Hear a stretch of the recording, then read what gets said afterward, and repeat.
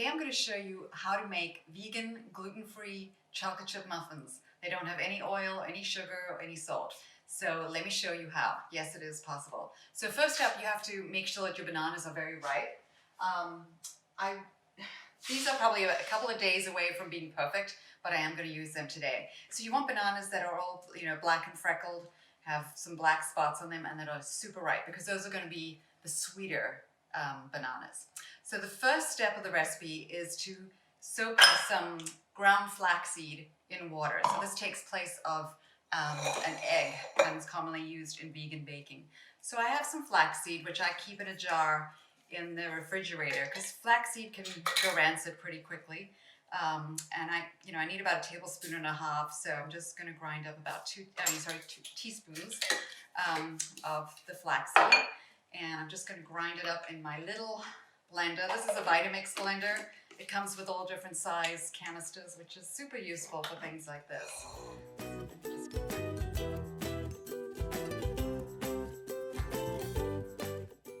That's it. Ground flaxseed. So I'm going to put this in the bowl that I'm going to be making the muffins in. And I want about 1.5 teaspoons. So let's see how we did. And I have a little extra left over, which I can sprinkle on something. And I'm just going to soak it in some water. I need 1 tablespoon, about 3 tablespoons of water. And I'm just going to let this sit for about 5 minutes. And then we will come back and get going with the rest of the recipe. I also have my oven turned on, so that's the other thing that you have to do before you get started. So we'll check back on this in 5 minutes. All right, so now it's been about 5 minutes, and the flaxseed in the water is in the bowl, and I'm going to get going on these bananas. So I use about 8 bananas in this recipe, and I'm just going to mash them in the same bowl with a regular potato masher. So I just hang on to the skins and get them into my compost. And I love this recipe because it's just so, full of fruit. It's got so many bananas in it. No sugar, no oil, no butter, none of those things that don't serve us well. So we're going to use applesauce in place of oil, and these bananas for the flavor and for the sweetening. So get all these bananas in here. I brought out 9 bananas just in case, but I think I'm just going to stick to 8. So this is one of those great recipes to use when you have an abundance of very ripe bananas. And as I said before, I would probably wait a few more days to use these bananas because the sort of more ripe they are, the more sweet they are. So that's it. I'm just going to get this mashed. So you can just mash this with a regular potato masher, or you can use an electric beater. Whatever you want.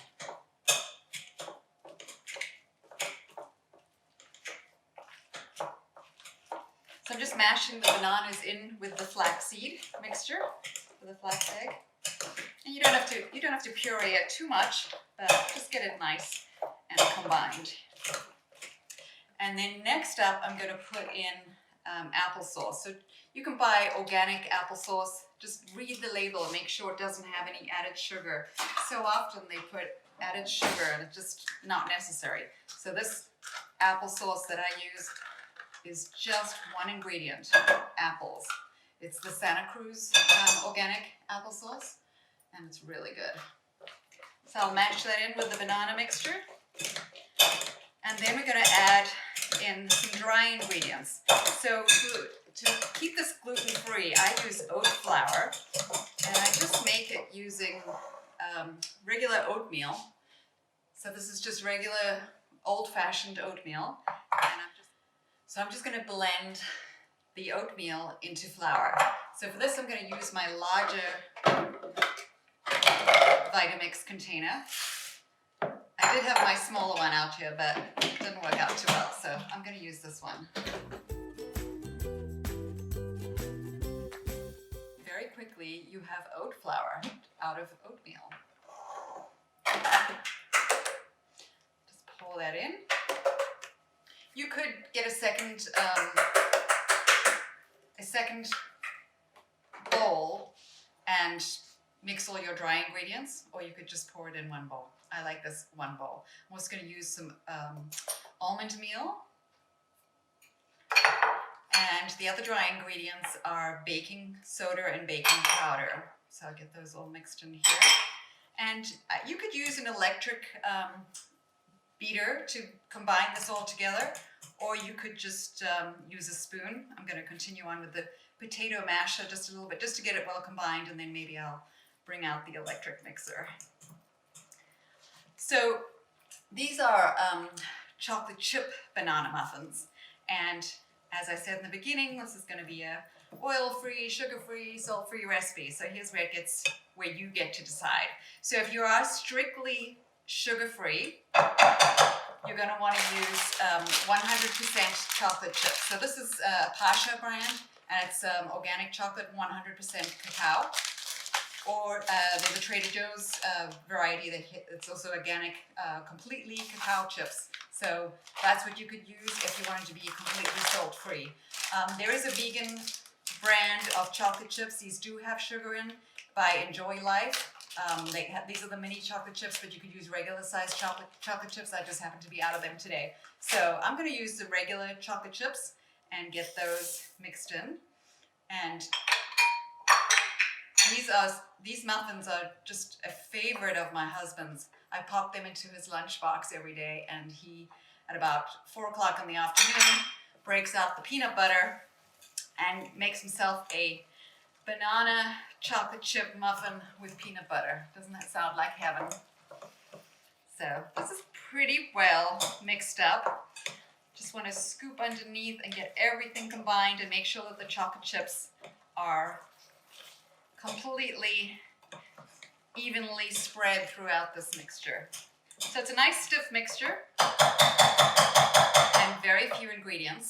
And I'm going to bring out the muffin tins, get some more space here. I'm going to use silicone baking muffin tins, and you could use regular muffin tins and just line them with paper muffin cups, but I find that these silicone ones are perfect. I can just put them in here and pop them out. So let me just make some more room and we'll come right.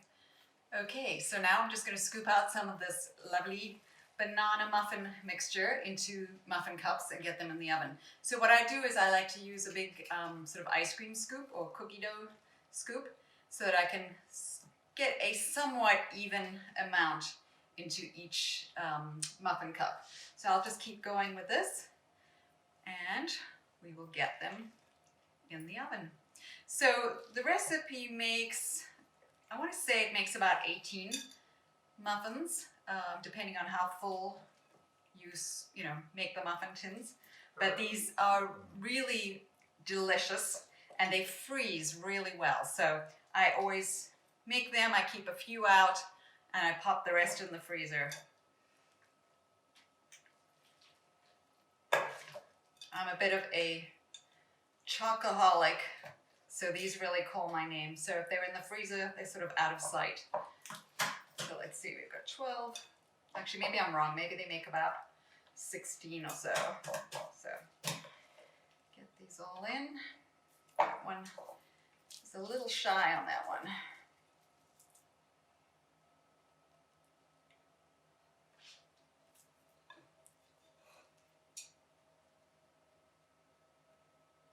So just scoop all the batter into the muffin liners and then pop them in the oven.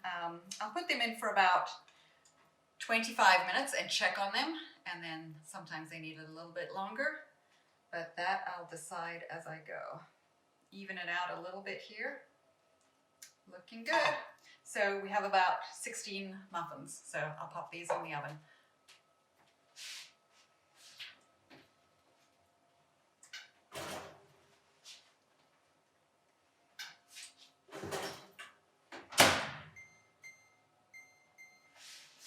And we'll be back to check on them.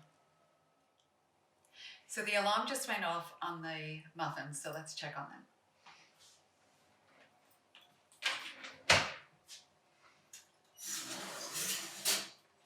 Well, they look amazing. The kitchen smells great. The muffins look perfect. I did add on an extra 5 minutes because typically I make 18 muffins, but I only made 16 today, so they did need a little bit longer. So no problem, just add on a few more minutes. So the next thing you want to do is really wait and let them cool completely before you pop them out. So if you have the patience, let them cool off. It's been about 5 minutes, and then you can pop them out. So these aren't completely cool. They're actually warm muffins, warm chocolate muffins. It's killing me. And they're beautiful. So as I say, you can pop these in the freezer and save them in there, or you could just serve them fresh from the oven. These are a family favorite of mine, and I'm sure they'll become a family favorite of yours. So don't forget to hit the subscribe button, comment below, love reading you. So do me a favor, hit the subscribe button, and you'll get notifications of our next videos. Right now, it's me against the muffin.